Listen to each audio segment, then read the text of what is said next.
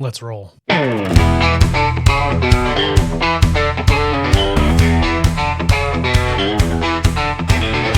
Hello and welcome to the Must Read Alaska Show. Here you get relevant and timely content you won't find anywhere else. You can learn more by going to mustreadalaska.com, and this show can be found on YouTube, Facebook, X, and your favorite podcast site. Let's talk truth about politics, the economy, and all things Alaska. Now, the host of the show, former state legislator, combat veteran, small business owner, and all-around great guy, Ben Carpenter. Welcome to the Must Read Alaska Show, friends. I'm Ben Carpenter, your host and guide on a journey of discovery of truth and independent-minded thinking. Must Read Alaska exists because discovering the truth is hard. It calls upon us to be relentless in defense of common sense, our faith in God, and the exceptional values enshrined in our Constitution. Freedom is not free. It is not for the timid. It was not secured by the weak of heart or mind. Maintaining freedom requires every one of us to be alert to daily encroachments on our liberties and on the grand deceptions of those seeking power and control over others. Every generation must pledge their lives, their fortunes, and their sacred honor, and we must never take our freedom for granted. We are not anti-government. We are pro-government, of the people, by the people, and for the people. Today we have three special guests with us. Let me make a couple quick introductions to set the stage, and then we'll get started with a conversation here. Kim Bates is with us. She's a public school teacher on the Kenai Peninsula.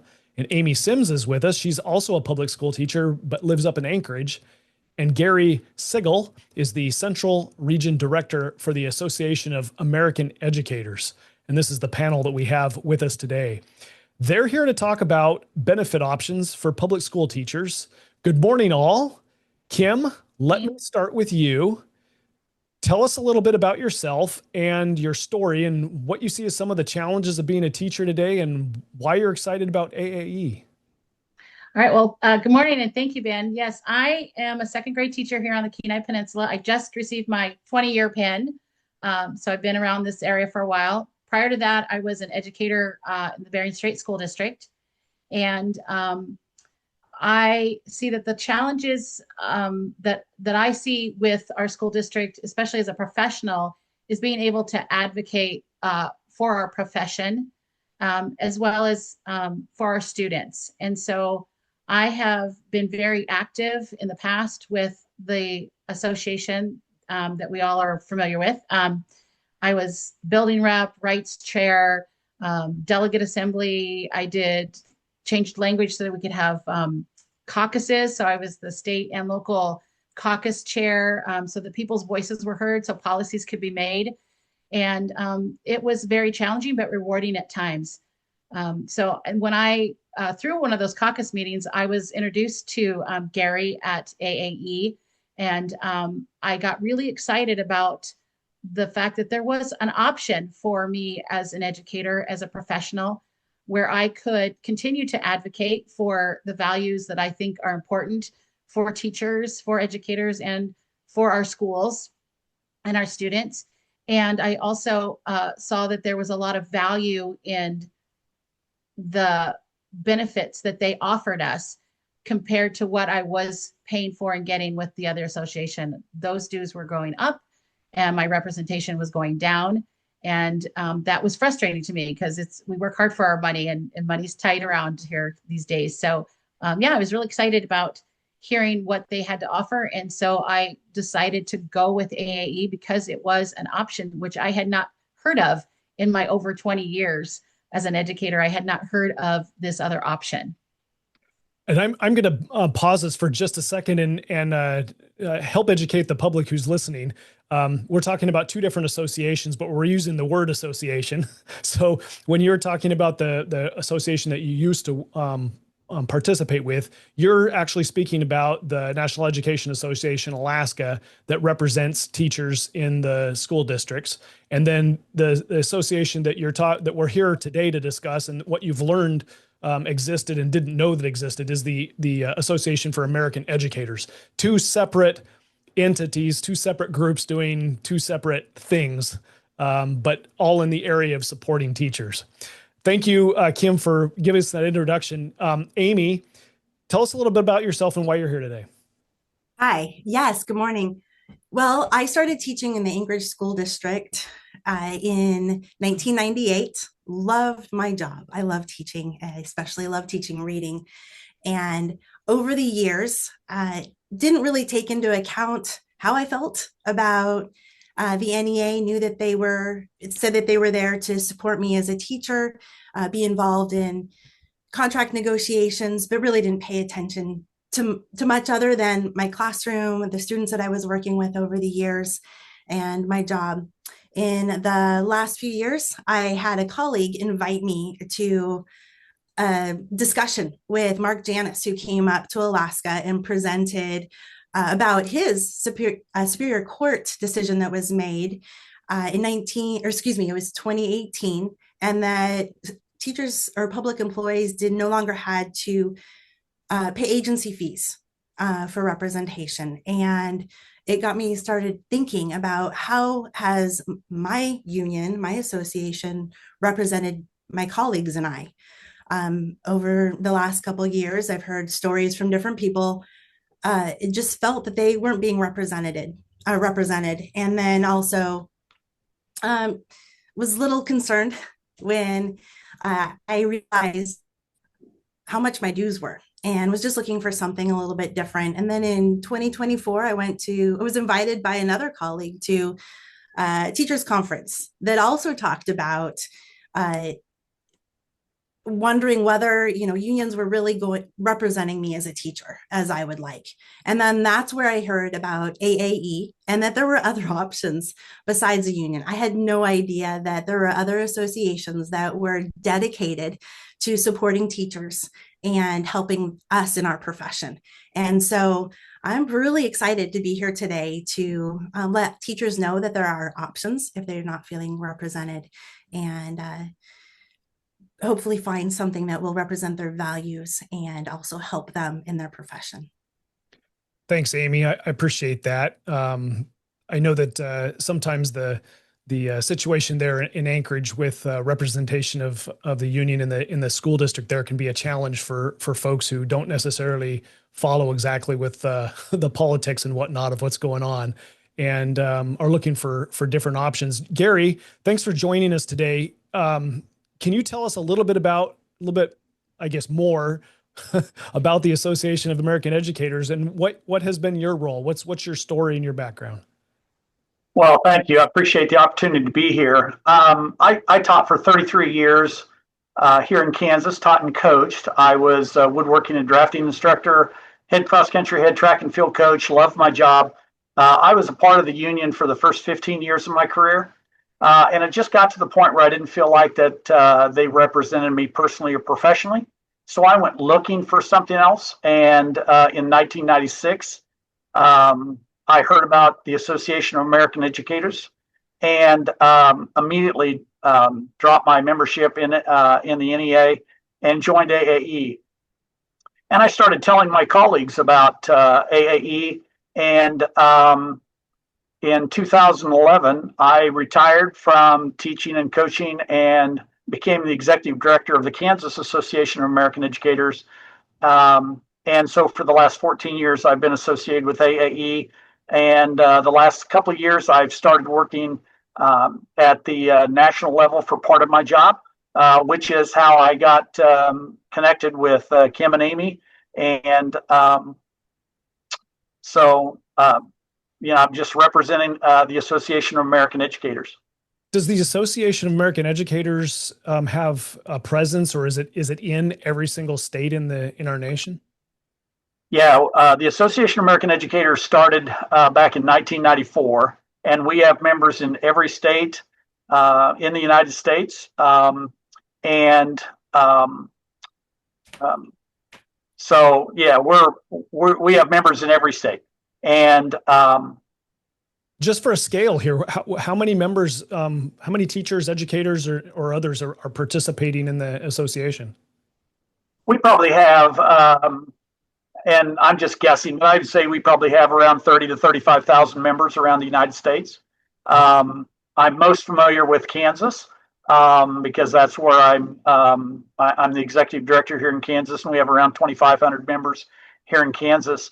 I started back in 2011 with 600, and we just continue to grow each year here in Kansas, and we're doing the exact same thing around the United States. So what we talked just a little bit, we heard from Kim and Aimee that talked about money and cost here with dues. What is it that the Association of American Educators can do to help with cost for teachers?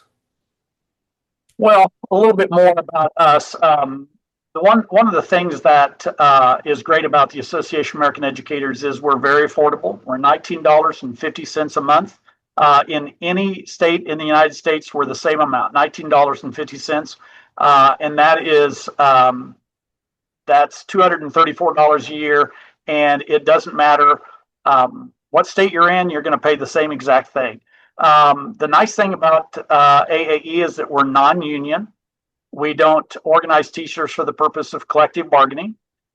We're also nonpartisan. We don't take anybody's money and use it to promote, fund, or endorse any political candidates.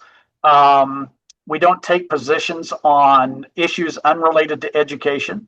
So all the social issues and things like that, we stay out of all of that. The nice thing is that what educators really join a professional association for is they join to get legal and liability coverage, which we provide.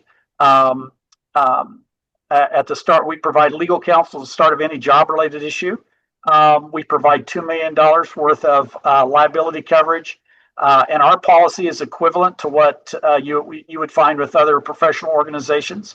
In fact, we have $2 million worth of liability coverage when others have just $1 million.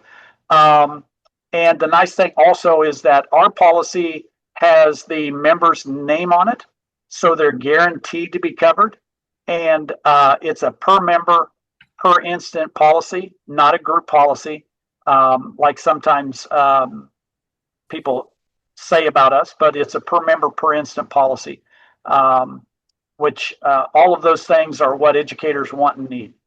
So Kim, participating with NEA-Alaska, and I'd ask the same question of Aimee here, because I don't know whether this is different by district or what, but the membership in with NEA-Alaska as the only teachers union here has a dollar figure associated with a monthly dollar figure. Garry has said that the liability insurance that comes with an association membership with the AAE is roughly $20 a month. What are you paying for a similar liability insurance through the teachers union? So for the Kenai Peninsula area, the Teachers Association, we pay a little over $1,400 a year. Some of that money, very little of that money, goes to our local association, the KPESA. There's about $25 that goes to the PAC, the Political Action Committee. And then the rest of it goes to the NEA-Alaska and then NEA National. Those are the big chunks. You get $1 million liability coverage with NEA. And there is some legal support, but usually the educator has to pay up front, and then they get reimbursed in certain circumstances. So it's a little bit misleading sometimes, because when I first started with the NEA, I didn't realize that it made it look like I had a lot of protection and help. But now that I'm looking into it, it's probably, to me, it's not as supportive as I thought it was. Whereas with AAE, I get $2 million, and they have a really simple way for me. If I have a labor issue, I can just fill out their form online, and within 8 to 12 hours, I can talk to someone legally about my issues or my concerns with my employment. And it doesn't come from your pocket at first. It's not reimbursed. They are covering, AAE is covering it. It's very similar in Anchorage, Ben. Okay, thank you. That was my next question, where I was headed with this. Garry, what about substitute teachers? I think, and this is just, I'm not a teacher, so I don't know for sure, but substitute teachers are not participating in unions here in the state. I don't know who the right question to ask that. Kim, is that true? Yeah, that is true. NEA does not cover substitutes.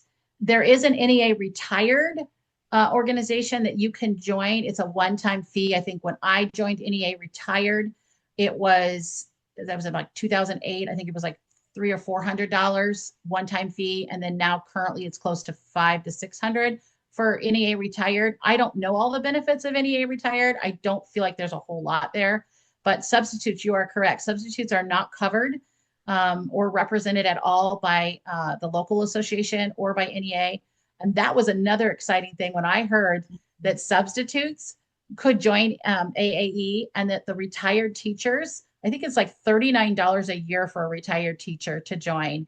And I thought that is huge. I mean, I love that about AAE. Garry, can you give us any more details on that? Is that how does that happen? Yeah.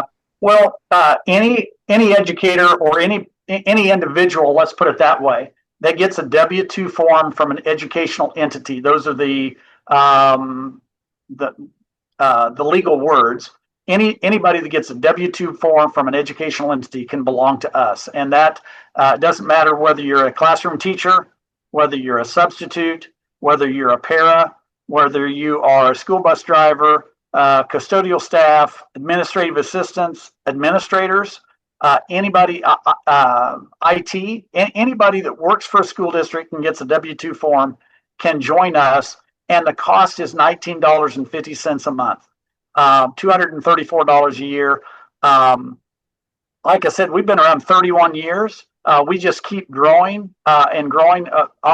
We're battle tested, and we keep growing because educators are happy with the support that they get, the coverage that they get, and the fact that we're nonpartisan. We're not going to use their money to promote political candidates. They appreciate that as well. So is this addressing the whole collective bargaining thing that many people think of when they think of as belonging to a union or association? Is this addressing that in any manner in Alaska?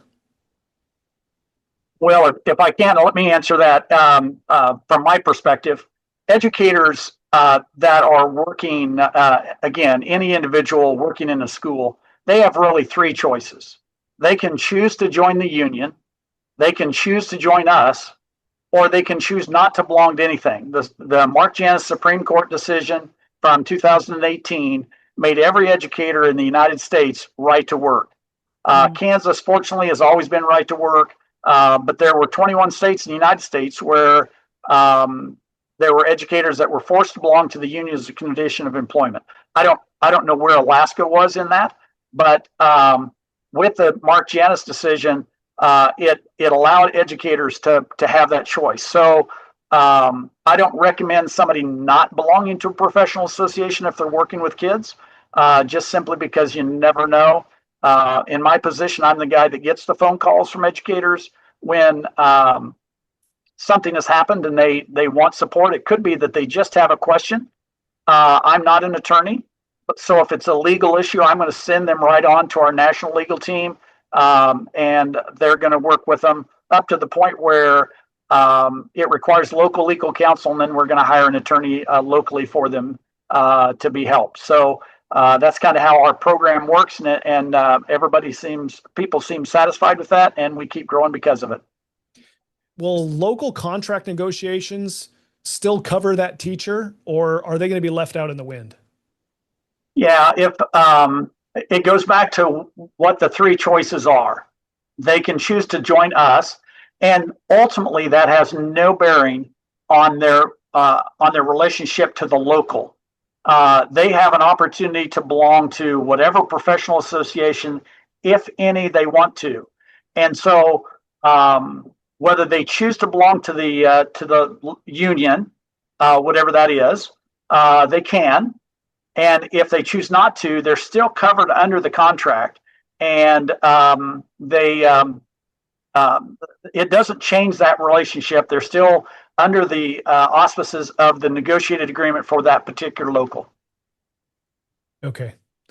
Well, I'm sure that's going to be a question with some teachers as to whether or not they leave or joining this organization means they leave the whole collective bargaining and who's going to take care of my job process that currently exists. I guess maybe the distinction here to draw is a relationship between the teacher and the local who's doing the negotiation, and a teacher in a relationship with the state or national union, can the teacher choose which one of those they want to support? Like if they want to just support the local, can they just support the local for negotiations, or what's the, I mean, that's a question in my mind since I'm not a teacher.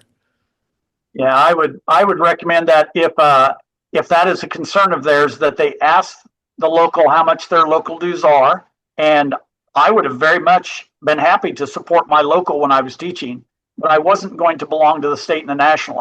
I just gotten to the point where I didn't agree with them. And so I encourage any educator, if that's a concern, ask them what their local dues are. And I think what they will do is they will say, well, you can't belong to just the local. You have to belong to the local, state, and national. And my response is, well, I wasn't going to do that. That's not my problem. So because they're not willing to take my local dues, I guess we're going to leave it there. Okay. Because I wasn't going to join the state and the national. Okay. Well, thank you for that, Gary. I think that helps clear it up for me. And it probably makes more sense to teachers who are dealing with this on a daily basis, because it's not something in my wheelhouse, like I said earlier. Yeah, so Ben, can I just jump in for a second? Yeah, sure. Go ahead, Kim. I'm just going to kind of repeat, because sometimes you need to hear it a couple of times. So as an educator, if I am not a member of the recognized negotiating group right now, if I just don't have anything, I don't have AAE, I don't have anything, that recognized negotiated group is responsible to represent me, whether I am associated with anybody or if I'm associated with nobody. And as a former rights chair in our local, I know I have experienced the fact that they've said, well, they're not a member, and so we don't really have to put as much effort into them. And that is not true. They are the negotiated body that is being recognized, and they have to cover everyone. And so if you feel like, oh, I have to be a member so that I can be covered, that is not necessarily true. They are responsible for representing you, whether you're a member of their association or a different association or no association. Representation in the collective bargaining, correct, Kim? Yes, and for that contract. Correct. So if there's a grievance, or if there's an employment issue, they are responsible. That's who the HR department is going to go to and say, we have an employee which we have an issue with, and that they're the group that has said we represent educators, we represent people. So yeah, that's their responsibility. They may not always do that, but that's what they're supposed to do in those situations as well. But let me tag off of that too and say that if that particular individual is a member of AAE, we're going to be there to support them. We're going to be there, even though the local may not want to help them. That's where we come in, and we're going to do our very best to try to support that particular member in whatever their situation is.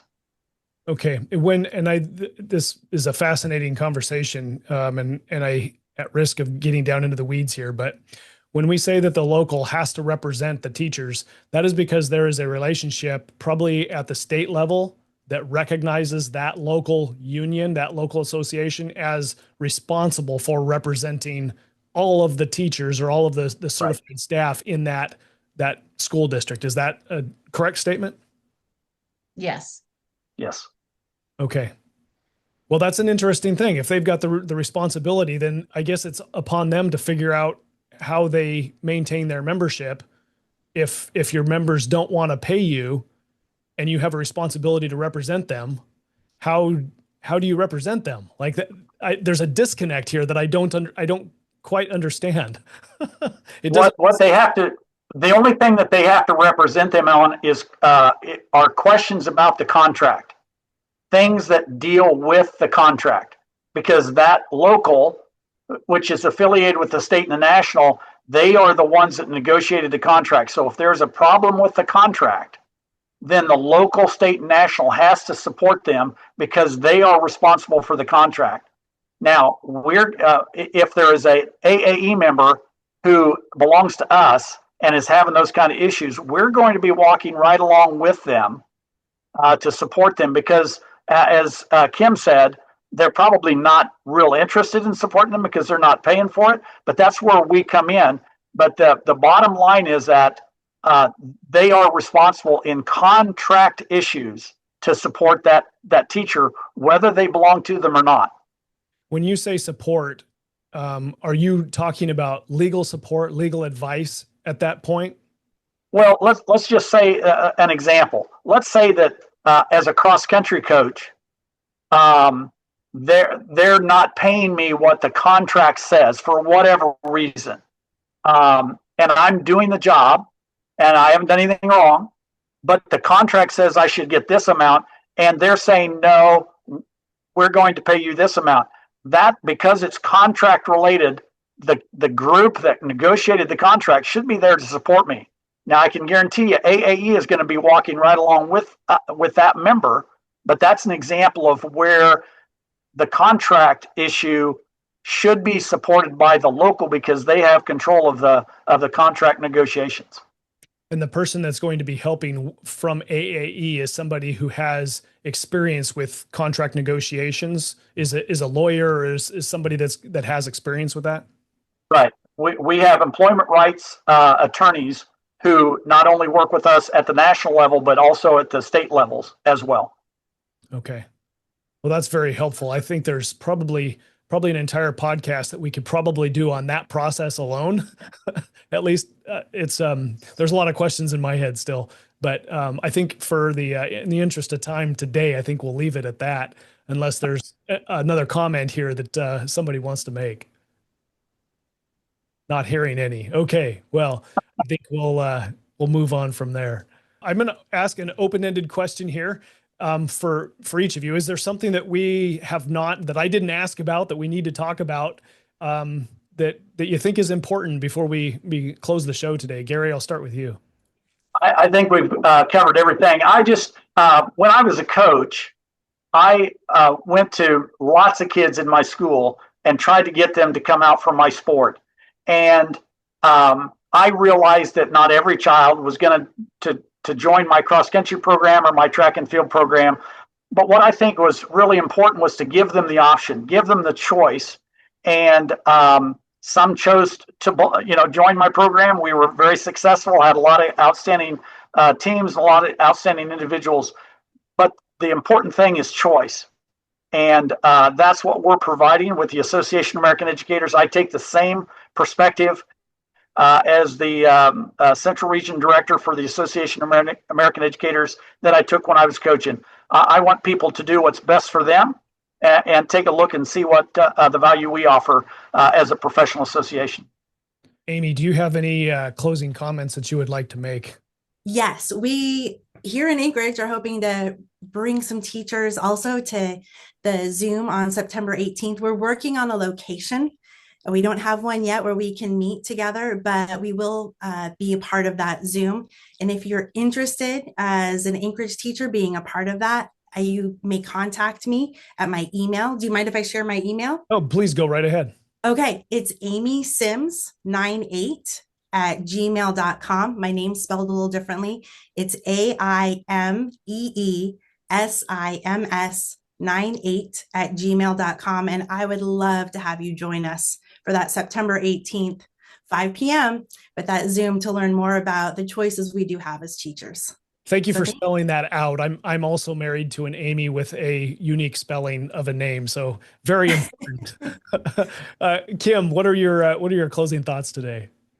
I think one of the big takeaways from today that I'm hearing a lot is I didn't know about it and I have a choice. And I think back to when I started my teaching certification program, it was a career change for me from petroleum to education. And I remember being at Antioch University in Seattle, and they had a representative from NEA there. And it wasn't like you have a choice. It's like, this is what good teachers do. You join this association. And so I did it because I'm a rule follower, and I did that without questioning it.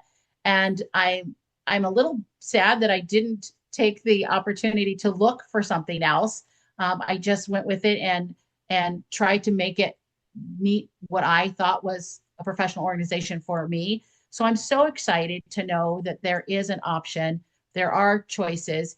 And as an educator, if you're a new educator, please reach out and explore what options you have. I'm going to give my phone number because my email is really long. But if you're interested in the Zoom and want the Zoom link to, I think it's an invitation for the Zoom link. It's my phone number is 907-252-7251, and just reach out. Or even if you just have questions, I'm happy to answer any questions you may have. Very good. Very good. Well, thank you all for joining us today. I think this is a very, very important topic and very worthy of further public information getting out. And I'm happy to help with that in this regard.